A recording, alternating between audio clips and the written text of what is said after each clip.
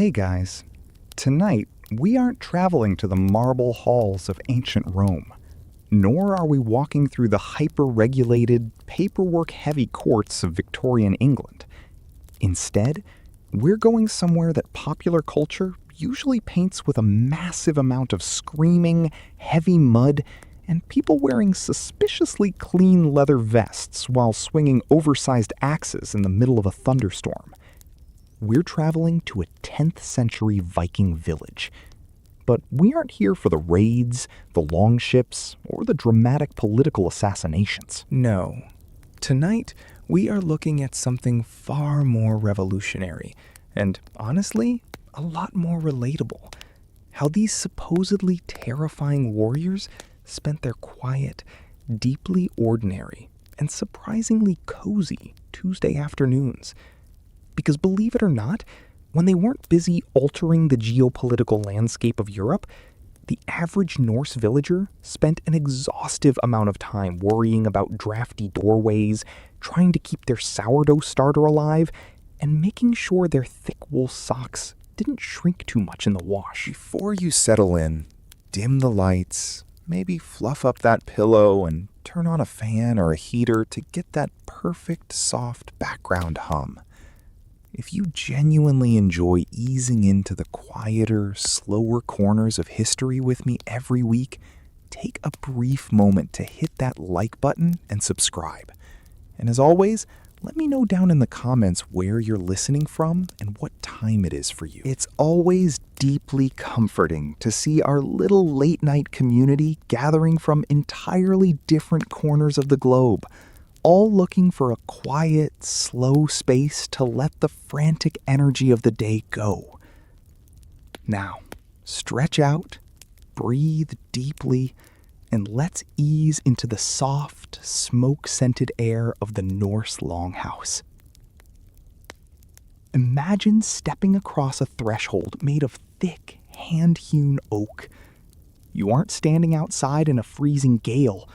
You've just stepped inside, pulling a heavy wooden door shut against the creeping northern twilight. The first thing that hits you isn't the chill of the evening. It's a massive wave of heavy, comforting, ambient warmth. The air inside smells uniquely of seasoned birch wood, roasting barley, dried meadow herbs, and just a faint, familiar hint of wood smoke that clings lazily to the high, darkened rafters. This is the Longhouse, the literal beating heart of any Viking community. Unlike our modern homes, which are partitioned into isolated, frantic little boxes where we can hide away behind closed doors with our glowing screens, the Longhouse was designed as a completely collective, shared experience. It was one massive, open room, often stretching 60, 80, or even 100 feet long, shaped curiously like an overturned ship resting against the hills. At the very center of this massive room, running down the length of the packed dirt floor, is a long, continuous trench filled with glowing, deep orange embers. This is the hearth. There are no brick chimneys here. That technology hasn't arrived yet, and frankly, the village doesn't miss it. Instead, the wood smoke rises slowly, lazily, drifting up toward a small, narrow opening cut into the sod roof far above your head. The smoke acts like a natural floating ceiling blanket, trapping the thick heat below while keeping the bugs out of the dried herbs hanging from the beams. If you look up into the deep shadows of the roof, you can see rows of cured fish, salted meats, and bundles of wild chamomile gently swaying in the rising warm air currents. It's dark inside, yes, but it's an intentional, protective kind of darkness. The light doesn't come from harsh overhead bulbs or flashing notifications. It comes entirely from the soft, rhythmic pulsing of the central fire and the tiny, flickering amber glow of oil lamps made from carved soapstone, burning whale oil or tallow. To understand the sheer engineering of this historical coziness, You have to look closely at how the hearth was constructed and maintained by the people who lived here. It wasn't just a pit dug carelessly into the earth. It was a carefully lined channel of river stones, selected for their flat surfaces and their ability to absorb thermal energy without cracking under intense, prolonged heat. These stones sat deep within the dirt floor, acting as a massive heat sink that collected the energy of the fire during the high hours of the day and slowly radiated it back out into the room long after the flames had died down to ash. When you place your hand near the floorboards or the packed earth several feet away from the hearth trench, you can feel that steady subterranean warmth rising through the soles of your feet. It is a constant, ambient baseline of heat that keeps the dampness of the northern soil from creeping up into the living space. The wood chosen for this fire was selected with an almost religious precision. Chieftains and farmers alike knew that greenwood or wet pine would fill the room with a blinding, acrid smoke that would drive everyone out into the cold. Instead, they relied heavily on seasoned birch, ash, and oak that had been split and dried under covered sheds for at least 2 full summers. Seasoned birch burns with a clean, steady, bright golden flame, releasing a sweet, almost papery aroma that settles into the blankets and clothing of everyone in the longhouse, turning the physical space into an olfactive blanket of domestic safety. Along the walls of the longhouse, running down both sides, are raised wooden platforms. These platforms are covered in thick layers of dried heather, straw, and sheepskins. This is where life happens. During the day, people sit here with their legs crossed, leaning against woven tapestries that block out any drafts coming through. The thick timber walls. They are carving wood, mending nets, or just gossiping about the neighbor's suspiciously small harvest. At night, these same platforms become communal beds where entire families curl up under heavy wool blankets and down-filled quilts. There is no concept of personal space here, and in the dead of a Scandinavian winter, that wasn't a design flaw. It was a survival strategy. The proximity of human warmth, the steady breathing of your family, and even the occasional rustle of a hound sleeping at the foot of your platform created a profound sense of psychological security. You were never alone in the dark. The raised nature of these benches was entirely intentional because heat naturally rises. Standing on the cold dirt floor meant enduring the lowest temperatures in the structure, while sitting or reclining just 2 feet higher on the wooden platforms placed your body within the warmest layer of ambient air trapped inside the longhouse. It was an involuntary lesson in thermodynamics that every child learned before they could walk. Let's talk about the structure itself for a moment, because the way a Viking built their home says everything about their desire for comfort. The walls aren't thin drywall. They are double-layered timber filled with moss, clay, and wool to seal out the northern wind. In coastal villages, or places where wood was a luxury, like Iceland, the walls were constructed from massive blocks of turf, sometimes 3 feet thick. These turf walls acted like natural insulation, absorbing the cold from the outside while reflecting the heat of the hearth back into the room. The roof was covered in layers of birch bark and thick green sod. In the summer, wildflowers and grass would grow across the top of the house, making the village blend seamlessly into the hillsides. In the winter, a heavy cap of snow would settle over the sod, creating an extra, completely natural layer of insulation. From the outside, a longhouse looked like a living part of the landscape. Inside, it was a warm, subterranean sanctuary. The turf wall was a living thing. It breathed, absorbing excess moisture from the air when the interior grew too humid from cooking, and releasing it slowly when the dry heat of the hearth fire began to parch the back of your throat. This created a perfectly balanced microclimate, a space where the air was always heavy, but never stale, holding on to the warmth with a stubborn persistence that no modern thermostat could ever truly replicate. As you sit on one of the sheepskin benches, you notice the sounds. The Norse world was incredibly quiet on the outside, but inside the longhouse, it was a rich tapestry of low-frequency audio. There is the steady, hypnotic click of the vertical warp-weighted loom standing near the door, where the women of the house are weaving heavy wool cloaks.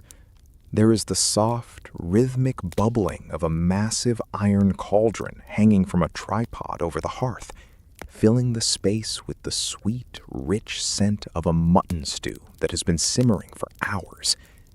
There is the scratching of a bone needle through leather as someone repairs a winter boot, and the low, rumbling murmur of an elder telling a story to a child who is half asleep against their knee. The lighting contributes heavily to this auditory and visual softness. The soapstone lamps are small, shallow bowls filled with rendered animal fat or whale oil, featuring a simple wick made from twisted moss or dried cotton grass. They do not cast a sharp, bright light that forces your eyes to strain. Instead, they emit a warm, buttery, amber illumination that reaches out just a few feet from the lamp before dissolving back into the soft shadows of the timber corners, allowing your vision to rest and your mind to slow down its frantic calculations. Outside, the Scandinavian landscape might be doing its worst. The wind might be howling through the pine trees, and the dark gray waters of the fjord might be churning with icy whitecaps. But inside, behind those 3-foot-thick turf walls, that world feels infinitely distant. The cold cannot touch you here. The Longhouse is an island of amber light and wood smoke in a vast, untamed northern wilderness. It's a space designed to shrink the world down to what matters most: fire, food, family, and shelter. It is a slow, unhurried existence where the passage of time isn't measured by ticking clocks or frantic notifications, but by the gradual shifting of logs in the hearth and the steady, comforting rhythm of domestic life. You can feel your pulse slowing down as you watch the smoke drift upward, a lazy gray thread rising through the center of the room, traveling toward the small smoke hole in the ceiling, where it escapes out into the cold night air, carrying with it the residual worries of the day. The relationship between the internal atmosphere and the external environment was managed through the subtle adjustments of the smoke hole covers. These covers, often made from translucent animal bladders stretched tightly over wooden frames, could be pulled shut using a system of leather cords when a sudden downpour or a heavy blizzard threatened to drop snow directly onto the hearth fire. When closed, they still allowed a soft, diffused, milky light to filter down into the center of the longhouse during the day, while keeping the interior entirely weatherproof. The home was an organic fortress, a place where human ingenuity had looked at the harshest, most unforgiving climates on Earth and decided to build an environment of complete domestic tranquility. Every beam of oak, every clod of dried earth, and every stone in the floor had been put there by hands that knew the value of warmth, making the longhouse not just a building, but a massive, collective blanket that protected the village from the infinite expanse of the northern winter night. As you close your eyes and let the warmth of the hearth sink into your skin, you realize that this isn't a place of primitive survival.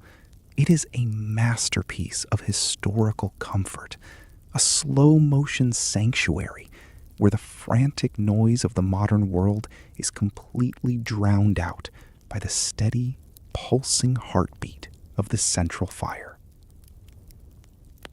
The Alchemist of the Wool. If you want to understand the true secret to Viking coziness, you have to look past the iron swords and the silver treasures. You have to look at wool. In the Norse world, cloth wasn't something you bought off a rack on a whim because you had a minor emotional crisis and needed retail therapy. Cloth was life. Every single thread, every blanket, every cloak, and every sail that drove those legendary ships across the Atlantic began with a single person standing in front of a wooden frame, working by the dim light of a tallow lamp.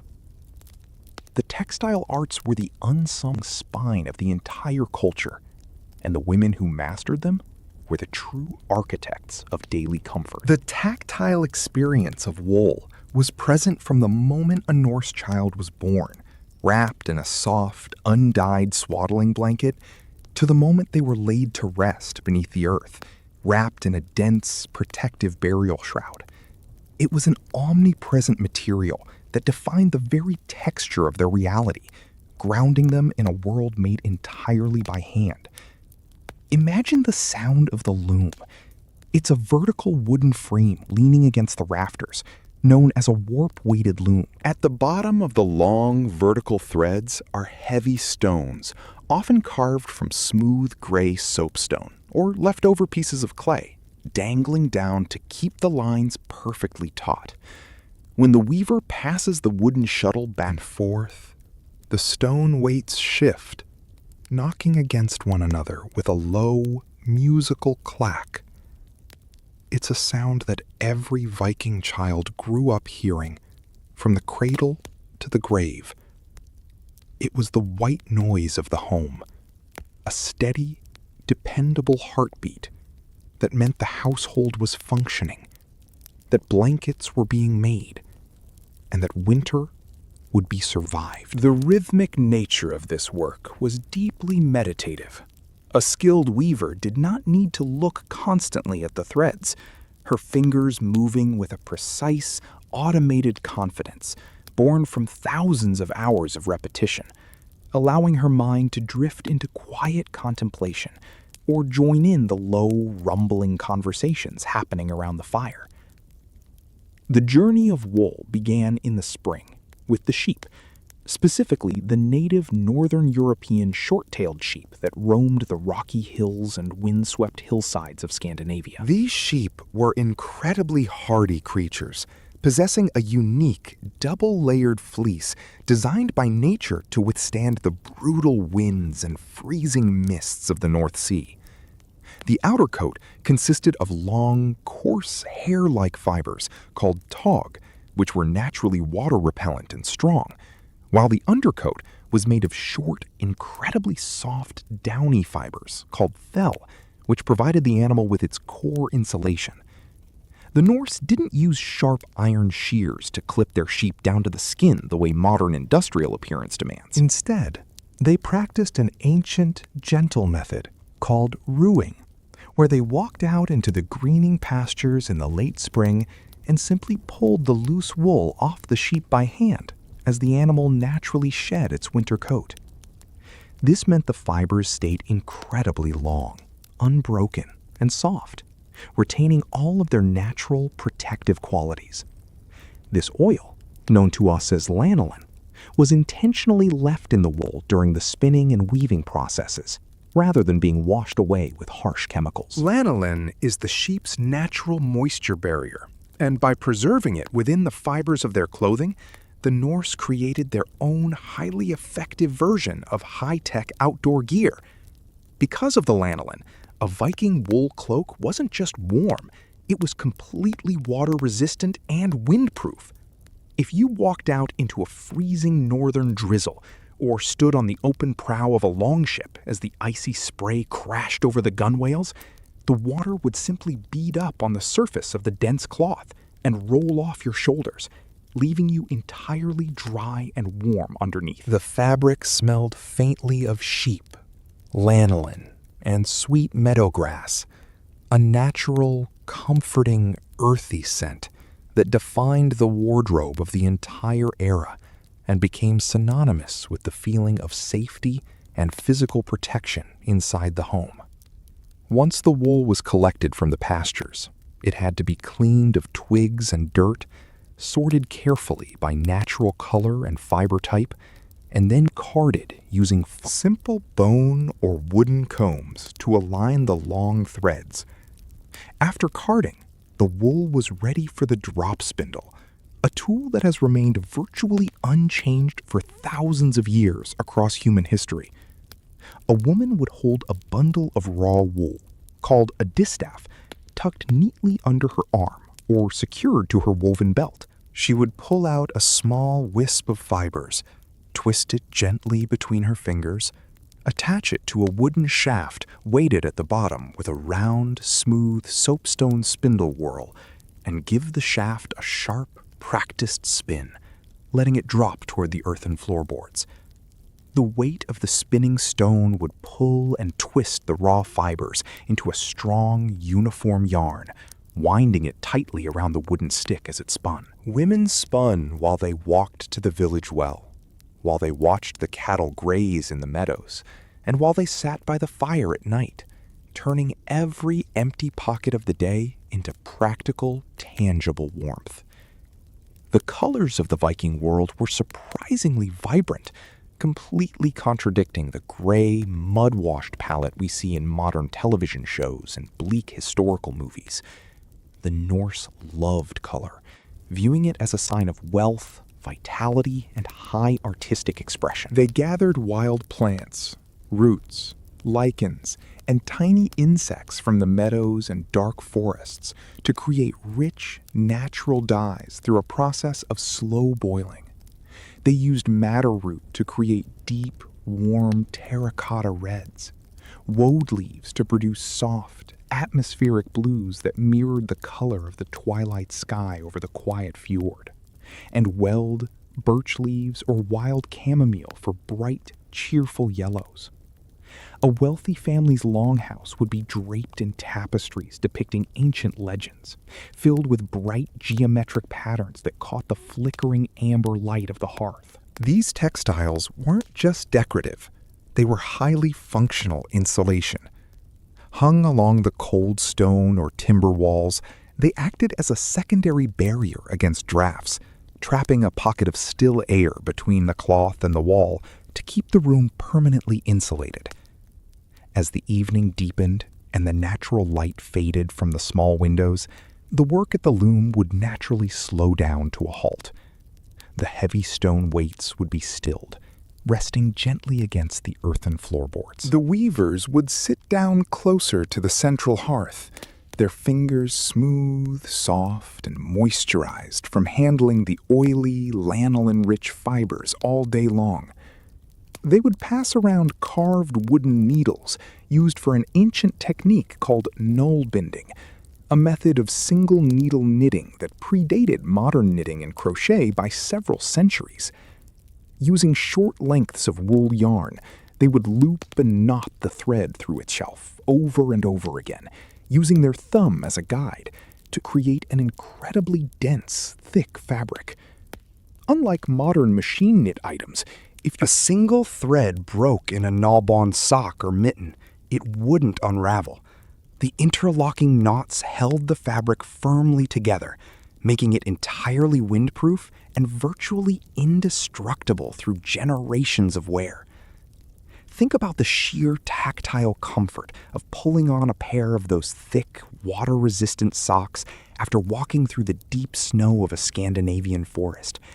They were heavy, dense, and perfectly molded to the unique shape of your foot through years of daily wear. There is a deep, quiet satisfaction in knowing exactly whose hands spun the yarn, who collected the birch leaves to dye it a soft golden yellow, and who sat by the central hearth, looping the threads together to keep your toes warm during the freezing nights. In a world where everything had to be made by hand from raw materials, objects carried an emotional weight and a deeply personal history. Your clothes weren't disposable items to be thrown away. They were substantial investments of time, care, and family love. Wearing them was a constant physical reminder of the community around you, a soft, protective layer of human effort placed gently between your skin and the cold northern winter. The production of these textiles was a continuous cycle that mapped perfectly onto the changing rhythm of the seasons. In the spring, the raw material was gathered. In the summer, the wild plants were harvested and boiled in massive cauldrons to create the vibrant dye baths. In the autumn, the spinning wheels and drop spindles filled the storage chests with endless skeins of colorful yarn. And in the dark winter, the longhouse echoed with the steady, musical clack of the loom as those yarns were transformed into blankets, clothing, and sails. It was a slow, deliberate process that taught the village the value of patience. You didn't expect immediate results. You understood that warmth was something that had to be earned over months of steady, quiet effort.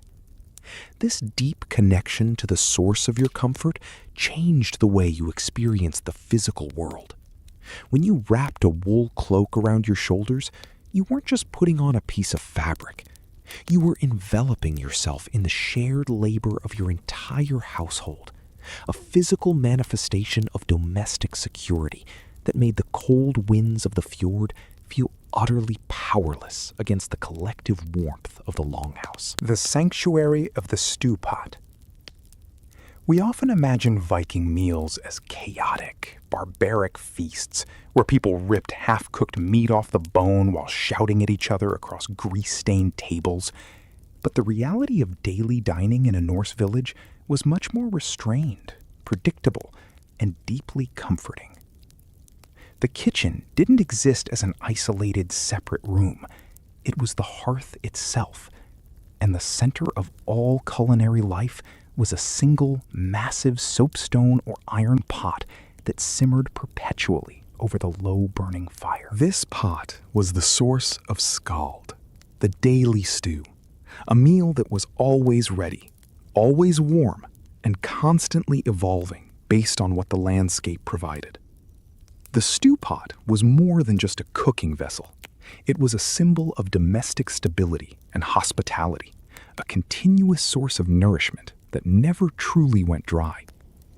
To the medieval mind, a cold hearth meant a dead home, but a simmering cauldron was proof that life was thriving, that the winter was being held at bay, and that there was always a place for a weary traveler to find refuge. The Norse approach to cooking was slow, deliberate, and entirely zero waste.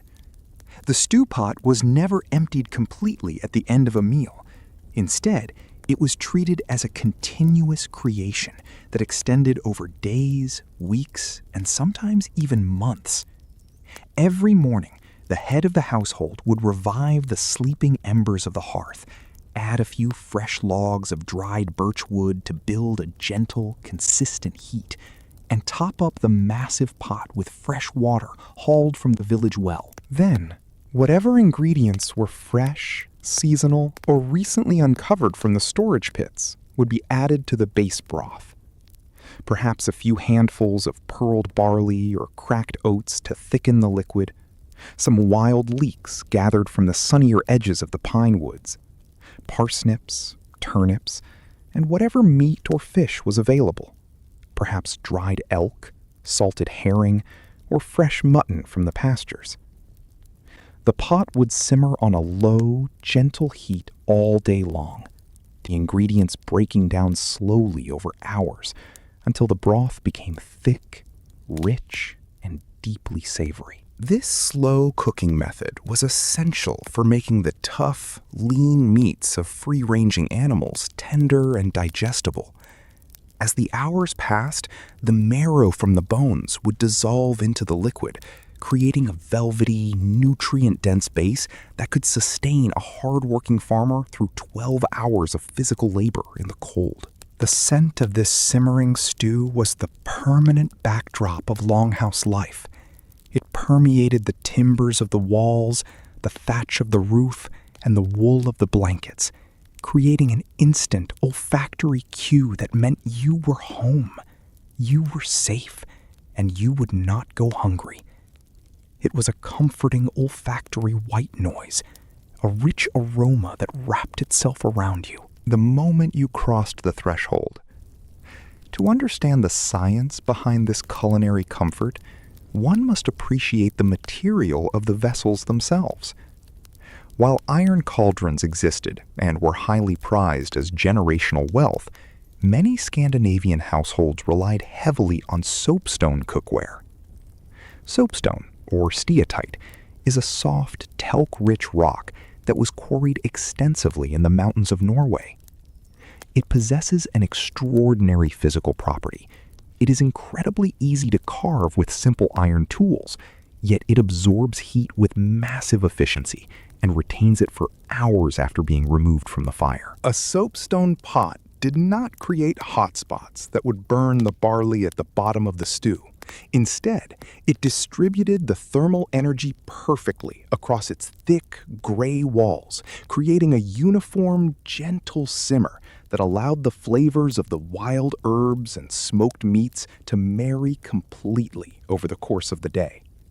Bread was an everyday luxury, but it wasn't the fluffy, airy white loaves we buy at the grocery store today. Norse bread was a heavy, dense flatbread made from barley, rye, or pea flour, often baked directly on flat, hot soapstone slabs placed right at the edge of the hearth fire. The dough was mixed simply with buttermilk, sour whey, or wild yeast starters that had been kept alive in wooden tubs for generations. It was patted thin with calloused, flour-dusted fingers and slapped onto the preheated stone. Within minutes, the intense heat would cause the bread to puff up, its edges charring slightly and turning crisp, filling the longhouse with that unmistakable, mouth-watering aroma of toasted grain, sourdough, and wood smoke. Eating this bread was a tactile, sensory experience. You tore off a warm piece, using its sturdy texture as an edible spoon to scoop up the thick, steaming stew from your carved wooden bowl. The Norse diet was heavily reliant on the changing seasons, which naturally turned them into masters of food preservation and storage. Hanging from the high rafters of the longhouse, just out of reach of the hunting hounds, were rows of smoked venison, dried cod, and small wheels of hard cheese. They didn't have refrigeration, so they used the natural elements, salt, smoke, wind, and fermentation, to lock in flavor and prevent spoilage. They dried Atlantic cod on open-air wooden racks in the cold ocean wind until the fish was as hard as a wooden board, a food called stockfish that could last for years without losing its nutritional value, and became beautifully tender and flaky after hours of rehydration in the stew pot. They preserved dairy by turning milk into skyr, a thick, creamy, fermented yogurt cheese that was cool, refreshing, and packed with gut-healthy bacteria. A bowl of skyr topped with wild blueberries or blackberries gathered from the summer hillsides was a common treat, sweet and clean on the tongue. As the sun began to drop below the rim of the fjord, casting long, purple shadows across the landscape, the village would gather inside for the evening meal. This was the moment where the longhouse truly transformed into a sanctuary from the wilderness. There was no rigid hierarchy at the dinner table on an ordinary night. Everyone sat together on the raised wooden platforms, from the head of the farm to the youngest seasonal laborer. Wooden bowls, beautifully smoothed and polished from years of daily use and oiling, were filled to the brim with the steaming stew. The only utensil you needed was a small, hand-carved spoon, often made from cattle horn or polished birch wood, which felt light, smooth, and warm in your hand, entirely unlike the cold, metallic feel of modern silverware. Drinks were served in hollowed-out cattle horns or simple wooden cups turned from alder or birch burls. For daily life, the standard drink was bjor, a light, low-alcohol ale brewed from barley and flavored with wild bog myrtle, yarrow, or juniper berries instead of hops. It was earthy, slightly sweet, and completely safe to drink, providing a steady source of warmth from the inside out without causing intoxication during the working hours. For special occasions or cold winter celebrations, the mead would be brought out, a rich, golden, viscous drink made from fermented honey, wild raspberries, and water. But on a quiet weeknight, a cup of light ale or warm whey was all that was needed to ease the physical fatigue of a day spent working in the fields or clearing timber from the slopes. Imagine sitting there on the raised bench, your feet tucked safely away from the damp floor on the straw-covered platforms, listening to the soft, rhythmic clinking of wooden spoons against bowls. The intense heat from the stew warms your face and thaws your nose, while the dense flatbread satisfies a deep, honest hunger, earned through physical labor in the fresh air.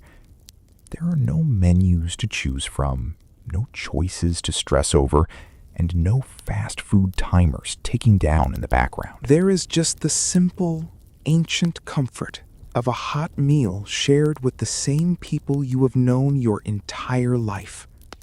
It's a moment of profound grounding, a quiet pause where the entire village collectively resets its energy, fueled by the slow, predictable magic of the central fire and the steady sanctuary of the stew pot. The communal aspect of the Norse meal extended beyond just sharing food. It was a daily reaffirmation of the social contract that kept the village alive. In a world where an exceptionally harsh winter could spell disaster for an isolated farm, sitting down together around the central cauldron was a physical reminder that resources were pooled, that everyone's labor contributed to the pot, and that no one was left to face the cold alone.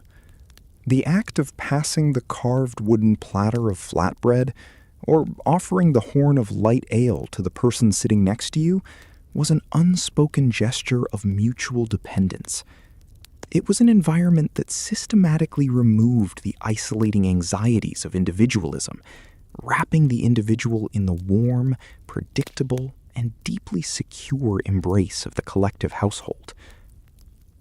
The art of the evening tale. When the food was cleared away and the residual grease was wiped from the wooden bowls with handfuls of fresh moss or linen rags, the longhouse entered its most magical phase. The Norse did not have books, theater, or newspapers. Their entire history, their legal system, their religious beliefs, and their entertainment were carried entirely in the memory of their elders and the silver tongues of their poets, the skalds. The evening story wasn't just a way to pass the time before sleep. It was the psychological thread that held their entire world together, ensuring that their culture survived the dark expanse of the northern seasons. As the fire burned down to a deep, mesmerizing bed of glowing orange embers, the room grew noticeably quieter. The wind outside would pick up, rattling the thick oak doors and whistling through the pine trees. But inside, the dim light focused everyone's attention on the center of the room. An elder would lean forward, their face lined with decades of northern weather, their eyes reflecting the pulsing light of the hearth. They wouldn't read from a page. They would speak entirely from memory, their voice dropping into a low, rhythmic cadence that matched the steady breathing of the house. The cadence of the Old Norse language was naturally percussive yet flowing, filled with deep vowel sounds and soft, rolling consonants that felt like the movement of water over river stones. The stories they told were immense, sprawling epics of gods, giants, and heroes. They spoke of Odin, the one-eyed All-Father, who wandered through the mortal world wrapped in a dark blue cloak and a wide-brimmed hat, seeking wisdom at any cost, and sacrificing his own eye to drink from the well of memory. They told tales of Thor, whose hammer created the very thunder that rattled the sod roof above them, protecting the farms of Midgard from the cold, chaotic forces of the frost giants. But they also told deeply human stories, sagas of family feuds, great voyages across unknown seas, and ancestors who had cleared the very fields the villagers had worked that morning. These human sagas were filled with legal disputes, romantic entanglements, and survival strategies, making them highly practical lessons disguised as entertainment. To the children listening, curled up under sheepskins on the raised benches, these stories were entirely real. The boundaries between the physical world and the mythic world were incredibly thin in the Norse mind. The very forest that bordered their village was home to hidden people, elven spirits, and ancient creatures that moved through the shadows of the pine trees. This wasn't a source of terror or anxiety. It was a source of wonder and deep respect. It made the landscape feel alive, purposeful, and deeply enchanted. Every mountain had a name, every river had a story, and every stone had a memory. You didn't own the land. You coexisted with the spirits that inhabited it, and the stories taught you exactly how to behave so you wouldn't offend the hidden rulers of the hills. The language of the sagas was rich with beautiful, complex poetic metaphors known as kennings. The skalds didn't just say the sea. They called it the whale road or the swan's meadow. A ship wasn't just a vessel. It was a wave steed or the horse of the fjord. Gold was the trout's light, or the hair of Sif, and battle was the clash of shields, or the storm of spears. This poetic phrasing elevated their everyday language, turning the rough realities of their northern life into something artistic, enduring, and beautiful. Listening to these word pictures allowed the mind to drift away from the daily stresses of farm life, wandering through vast landscapes of imagination, while the physical body remained entirely safe, immobile, and warm in the straw. Music often accompanied the tales, providing a rich acoustic texture to the storytelling. Someone might pull out a simple talharpa, a bowed lyre with strings made from twisted horsehair, or a flute carved from the leg bone of a swan or an elderberry branch. The music wasn't loud, aggressive, or demanding. It was a continuous drone, a repetitive, hypnotic series of notes that vibrated through the wooden structures of the longhouse and settled into the bones of the listeners. The sound was low and grounding, mimicking the sighing of the wind through the trees or the rhythmic washing of waves against the pebble beach of the fjord. It was an auditory tool designed to lower the heart rate, to draw the eyelids down, and to dissolve the remaining tension of the day. As the clockless night wore on, the voices would grow softer, dropping from a dramatic declaration to a gentle whisper. The grand epics of gods and monsters would give way to simple family memories, jokes, and ancestral lullabies. The adults would nod off where they sat, their shoulders touching, safe in the collective warmth of the room. The storytelling wasn't a modern performance with an applause at the end. It was a shared meditation, an acoustic embrace that wrapped the community in a protective layer of identity. It reminded them exactly who they were, where they came from, and why they belonged together in this specific corner of the earth. And as the last words faded into the quiet room, leaving only the soft sigh of the talharpa's final note, the village was ready to slide effortlessly into sleep. The power of these stories lay in their capacity to shrink the terrifying expanse of the medieval wilderness into something understandable and human-scaled. When you knew that the stars above were actually the eyes of the giant Thiazi, placed in the heavens by the gods to honor his memory, the night sky stopped feeling like a cold, empty void. It became a ceiling of memory, a familiar roof that covered your village, just like the sod roof covered your longhouse. The stories gave meaning to every frost, every wind, and every turning of the leaf, transforming survival from a desperate struggle against nature into a meaningful, heroic path walked in the footsteps of the gods themselves.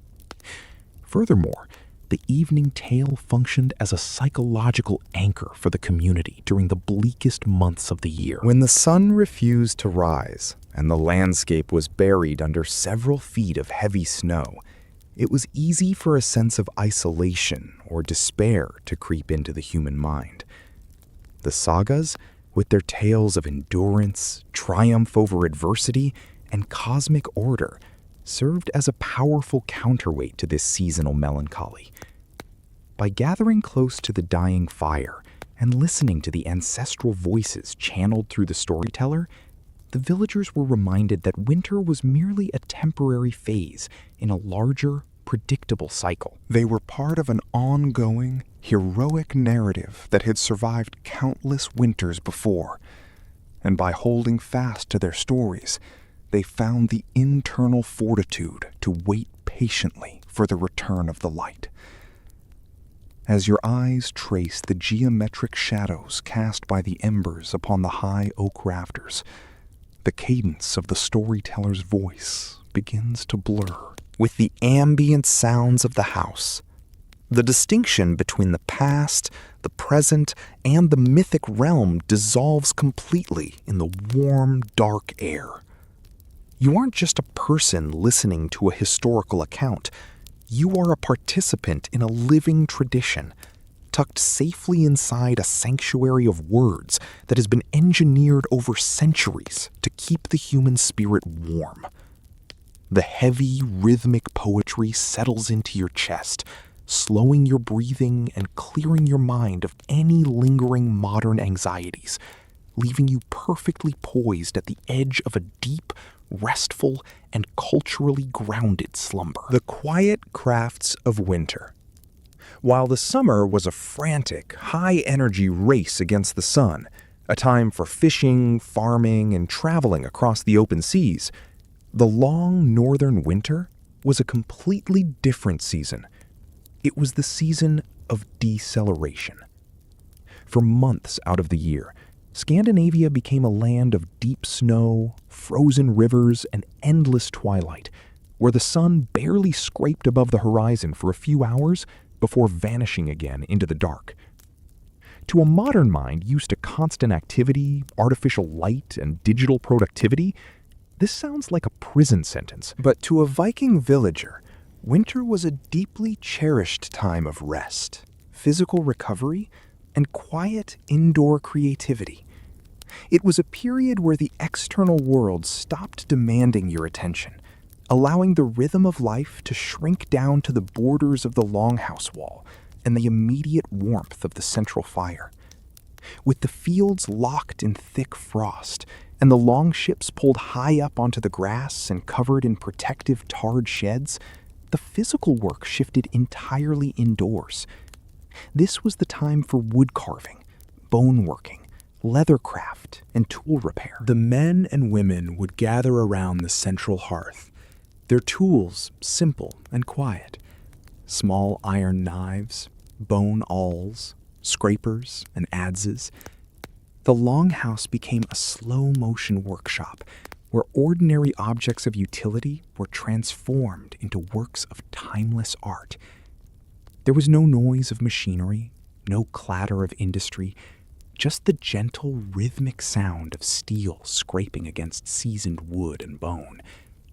It was a beautifully unhurried process, a way of passing the dark hours by investing human care into the material things that sustained the household. Imagine a man taking a piece of green birchwood, fresh from the forest. He sits by the fire, slowly pulling a curved hook knife toward his chest, shaving away thin curls of wood that drop into the straw floorboards, filling the air with the clean, sharp winter scent of sap and fresh grain. He is carving a simple, everyday object, a spoon, a bowl, or a handle for a sickle. But he doesn't leave it plain or utilitarian. With incredible patience, he uses a fine blade to cut intricate patterns of interlocking ribbons, beasts, and serpents into the handle. This was the urn's art style, a complex web of swirling lines that represented the fluid, interconnected nature of the universe. Every ordinary object, from a weaving shuttle to a tent pole, was covered in these beautiful, protective designs. The physics of this kind of wood carving required a deep, instinctive understanding of the wood itself. You couldn't force your way through a knot in the grain. You had to work with it, adjusting the angle of your iron blade to follow the natural growth rings of the tree. This demanded a quiet, focused state of attention, a mental space where the passage of hours was marked not by a clock, but by the growing pile of fragrant white shavings around your feet. The wood itself was alive with history, carrying within its dense rings the memory of wet summers and frozen winters past.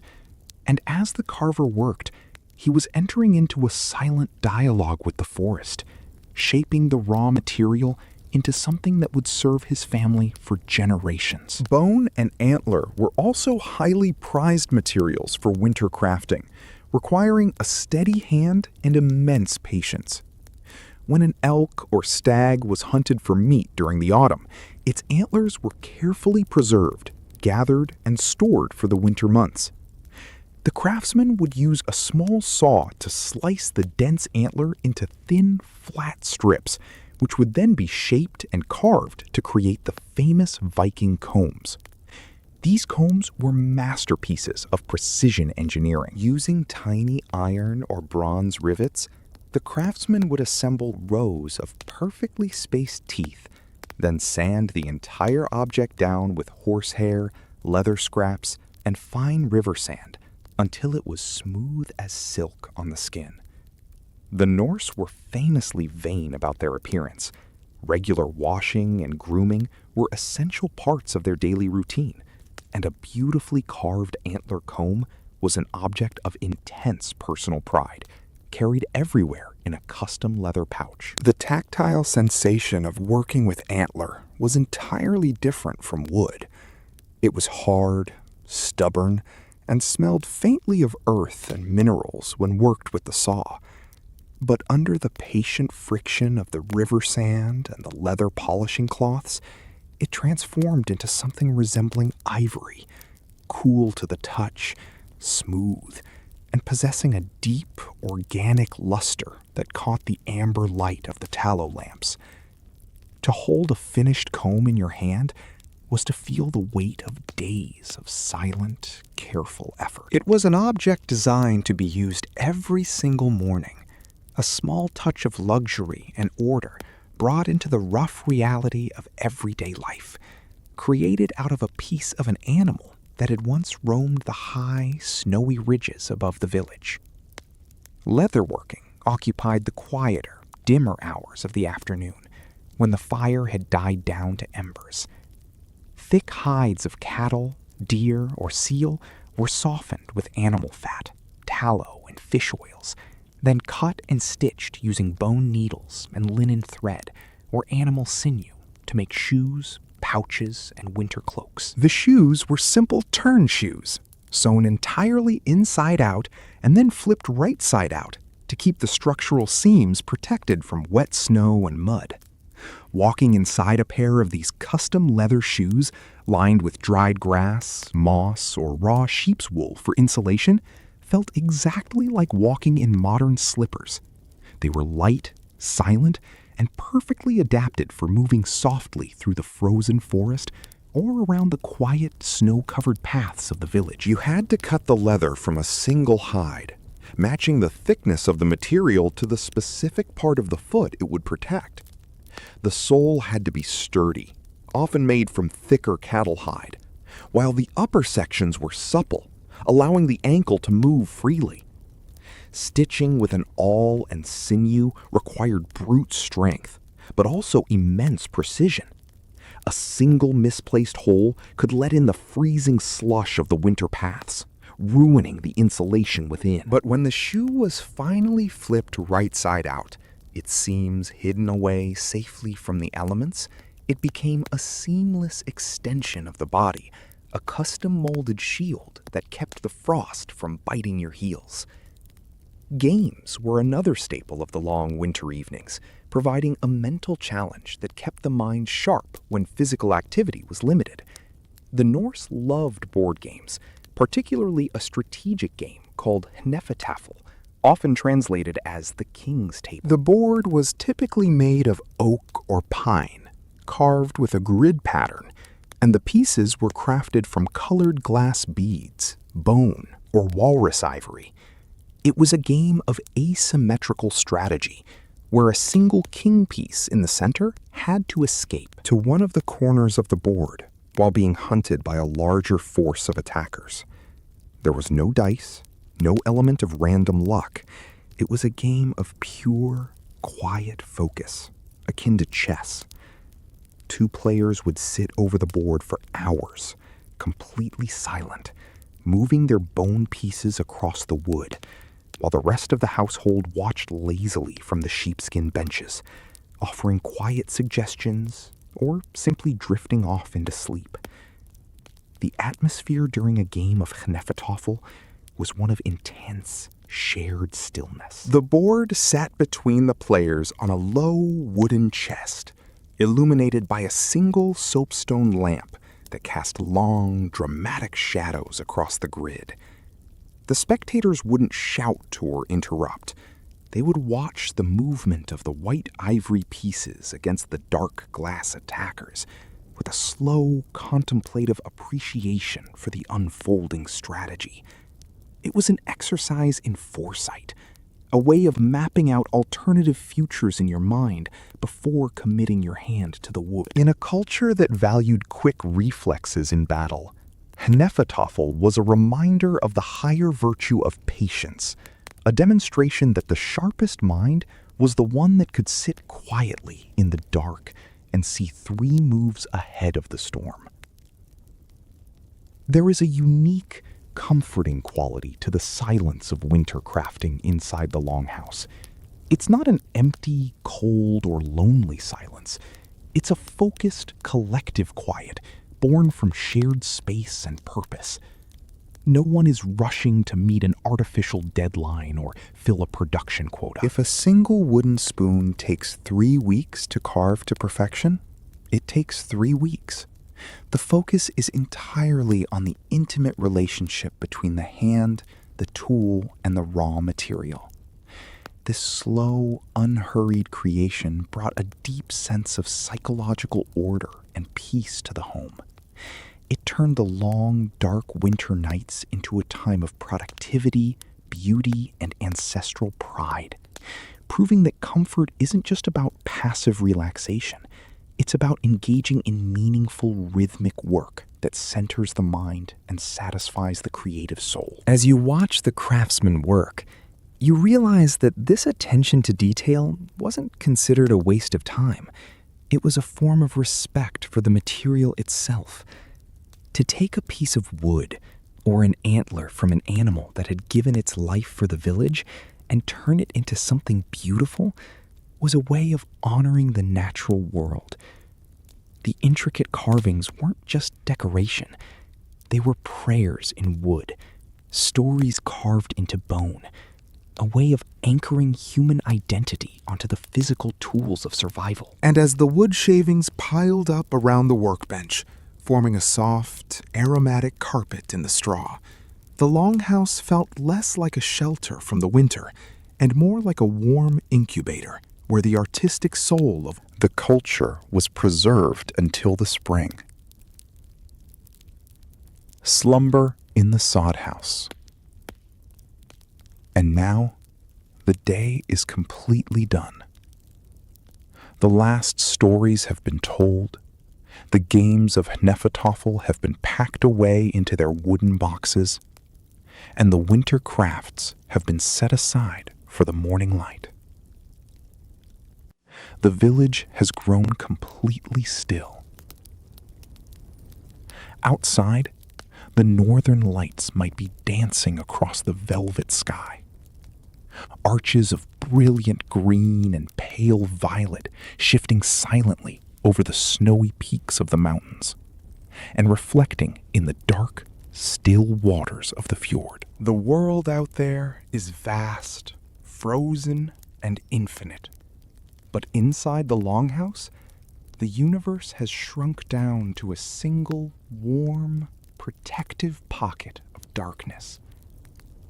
The head of the farm walks down the center of the room one last time, performing the ancient nightly ritual of banking the fire.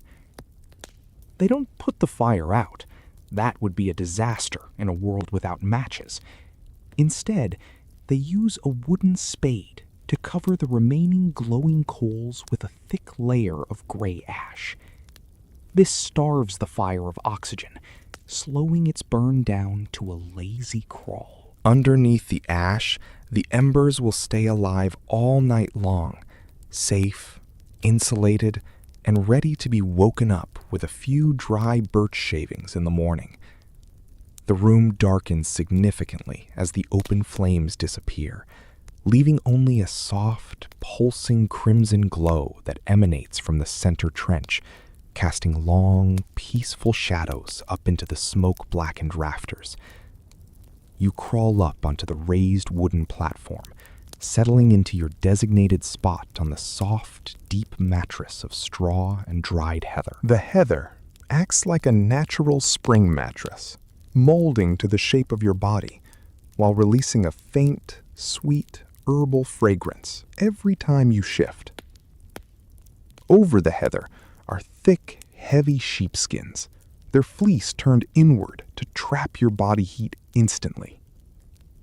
You pull a massive quilt over your shoulders, a heavy blanket of hand-spun wool, lined with the softest down feathers gathered from the nests of eider ducks along the rocky coast.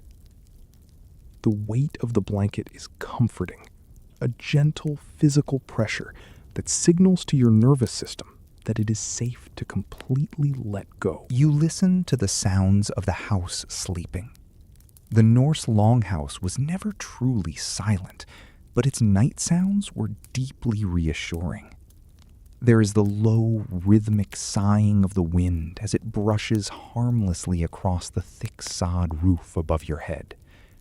The wind wants to get in. The cold wants to touch you. But the 3-foot-thick turf walls and the dense layer of snow stand like an unyielding shield between you and the winter. There is the soft, occasional rustle of the livestock at the far end of the house, the cows shifting in their stalls, their warm breath adding a gentle, humid layer to the room's insulation. There is the steady, synchronized breathing of your family members, sleeping side by side on the platforms around you, an acoustic blanket of human presence that banishes any fear of the dark. Your mind begins to drift, untethered from the frantic pace of modern life. In this 10th century village, there are no clocks ticking away the hours, reminding you of how little sleep you are getting. There are no calendars packed with appointments, no deadlines waiting in the morning, and no flashing blue light screens to hijack your brain's natural descent into rest. The concept of time here is cyclical, not linear. The night is simply for sleeping, and it will last as long as it needs to last. The sun will rise when it is ready, and until then, your only responsibility is to exist, to breathe, and to rest. Your body feels heavy, sinking deeper and deeper into the heather and the sheepskins. The warmth of the hearth stew and the light ale still lingers in your chest, a quiet core of internal heat that radiates out to your fingers and toes. Every muscle in your body, toned and tired from the honest labor of the day, completely uncoils. Your jaw relaxes, your shoulders drop away from your ears, and your breath slows down, falling into harmony with the lazy, pulsing rhythm of the covered embers in the central trench. The darkness of the Longhouse is complete, but it is a kind, nurturing darkness. It is the darkness of a cocoon, a safe sanctuary built from earth, wood, wool, and fire. You are safe here. You are warm. You are surrounded by everything you need to survive, protected by walls that have withstood 100 northern storms. The outside world, with all its noise, its complexity, and its endless demands, completely evaporates, leaving only the soft, dark peace of this ancient room. The architecture of the space supports this deep surrender. The high, curved rafters overhead resemble the ribs of a giant whale or the hull of a ship turned upside down to shield you from the heavens. You are resting inside the belly of a vessel built specifically to sail through the winter night, a ship of turf and oak that knows exactly how to navigate the freezing darkness without losing its internal warmth. The air you breathe is cool against your face, but it is rich with the grounding sense of wood, wool, and old earth, a combination that acts like a natural sedative on the senses. As you float in that warm, weightless space between waking and sleep, the worries of the modern world feel like illusions. The stock market, the notifications, the traffic, the endless streams of digital information. None of it exists here. Here, reality is reduced to the basic, profound truths of human existence. The warmth of a fire, the security of a roof, the nourishment of food, and the comfort of community. You are part of an unbroken chain of human beings who have looked out at the dark, cold wilderness and found a way to create an island of pure, unadulterated peace. The deep biological wisdom of this lifestyle becomes apparent as you sink further into the bedding. The human body wasn't designed to be active and productive for 16 hours a day under the harsh glare of fluorescent tubes. It was designed to follow the sun, to expend its energy during the bright hours of summer, and to hibernate, rest, and repair itself during the long shadows of winter. By aligning your personal sleep patterns with the massive, ancient cycles of the earth, you are allowing your nervous system to heal on a cellular level. The deep, heavy sleep of the Longhouse isn't a luxury. It is a necessity, a biological reset button that ensures your body remains resilient enough to handle whatever challenges the spring might bring. The proximity of the other sleepers adds a final layer of psychological armor to your rest. You can hear the soft, rhythmic puffing of a child sleeping several feet away, the deep, slow sigh of an elder reclining on the next platform, and the gentle thumping of a hound's tail as it settles into a more comfortable position near the hearth. These aren't distractions. They are acoustic markers of safety. They mean that the perimeter is secure, that the household is intact, and that you are surrounded by an absolute, unbroken shield of communal protection.